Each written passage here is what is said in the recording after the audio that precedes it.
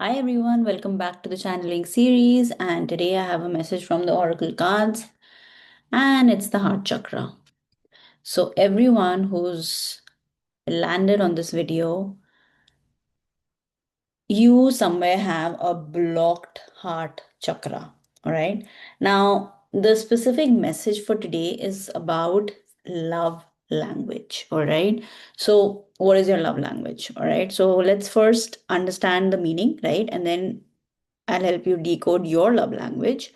And then we can understand where you're blocking your heart chakra. All right. So, heart chakra is all about um, receiving and giving love, right? It's all about emotions, relationships, right? All of that. Now, when I say love language, right, it truly, truly means that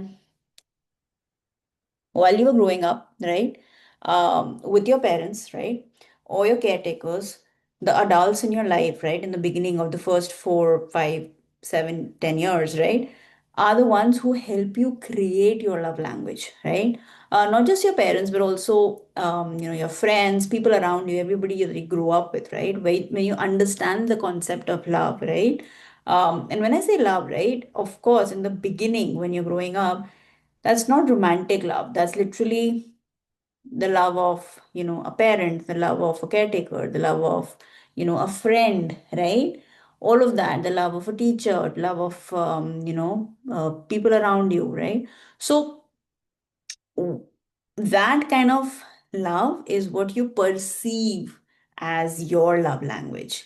Now, what does that mean, right? It can get very twisted very, very quickly. Why? Because when you look at your father, right? And if your father was always absent, right?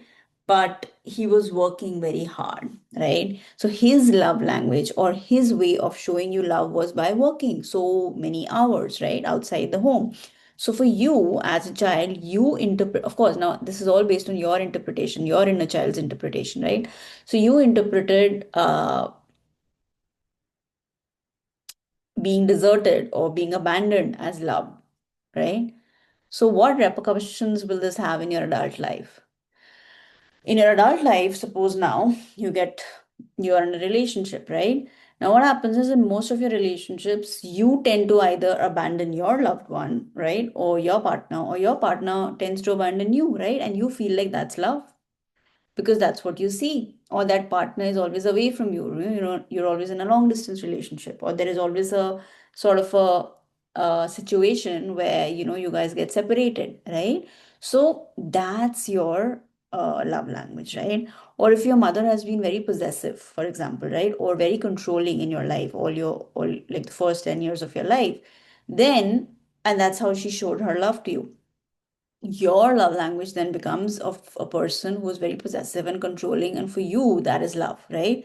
So then you get into a relationship, or even with your siblings, or different, like any way that you feel like that's your way of showing love, you become possessive, you become very controlling, right? um and you know the twisted part is that in a relationship, suppose, right, if you feel like you're being possessive and that's your way of showing love, right, and the other person actually retorts and tells you that you're being a little weird, right, what will happen is you'll feel that this person doesn't understand you, and then you'll block your heart chakra, because according to you, according to your inner child, this is love, right, and this person is not able to understand this love, right, and so you start to feel that they don't understand you, and you block your heart chakra. So you see what's happening. So, because of all of the inner child interpretations of your understanding of love, right? What happens is that you feel that you are not loved now because of all the twisted ways that you've looked at love, right, in your life. Now, when you're seeing, say, a healthy pattern, you're not able to recognize it because it's like unreadable for your inner child. Your inner child doesn't understand if somebody is being completely present with you, is being very helpful, is being very, um, you know, uh, trusting. You suddenly feel like this is not love, because for you love is about control, love is about being possessive, or love is about being abandoned, right? And so you don't understand this love, and you feel like this person doesn't understand you, and you block your heart chakra. So you see how a painful past for you can define your love language. And ironically, the lack of pain in your life can actually block your heart chakra because you feel that you're not being loved. So, for all of you who've landed on this video somewhere, you need to understand your love language, right? And you need to understand what's that twist there, right? And then you need to unravel, right? Or unwrap it and create healthier um, associations, right? Because what's happening is right now is very unhealthy, right? But it's okay. Now, as an adult, you're able to actually see it from a distance, understand where you're coming from, where your inner child is coming from. And that's why you're able to actually make changes in your life and move forward, right? And that's why, a lot of folks say that the way your inner child is, right? That's how you start living your adult life. But I'm here to tell you that you can make those changes right now if you understand. Like, this takes me back to an example. I remember when I was actually a little kid, or maybe, my later teens, somebody told me that, the kind of, you'll also find a husband who's an alcoholic because your father was an alcoholic, right? And that's such a the meanest thing to say to somebody, right?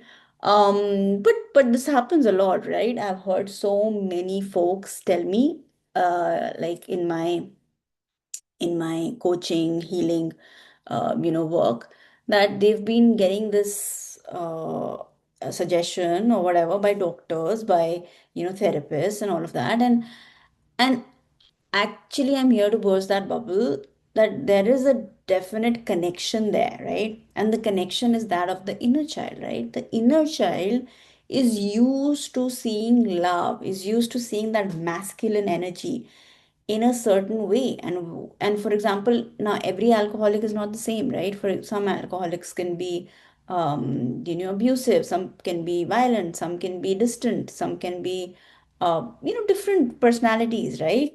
And so whatever your association, your inner child association is with them, with that kind of personality in your family, what happens is your inner child becomes very acquainted with that version, and they start to feel like that's the masculine love, that's the love. And it can be so many forms. It doesn't necessarily define love. It could be defining so many other aspects of your inner child, right?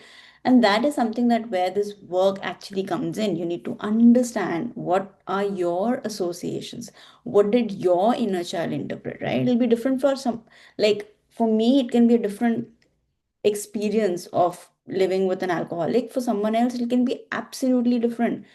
So I know it's very careless and very callous also, and also it can be very dangerous because if we buy these stories and beliefs and we make them our own, then we also give it energy, right? And we actually manifest it in our lives. But I am here to let you know that these are all associations and they can be very deep associations. And if we don't work on it, if we don't bring it to awareness and heal it, then of course, it can keep manifesting in our lives, right?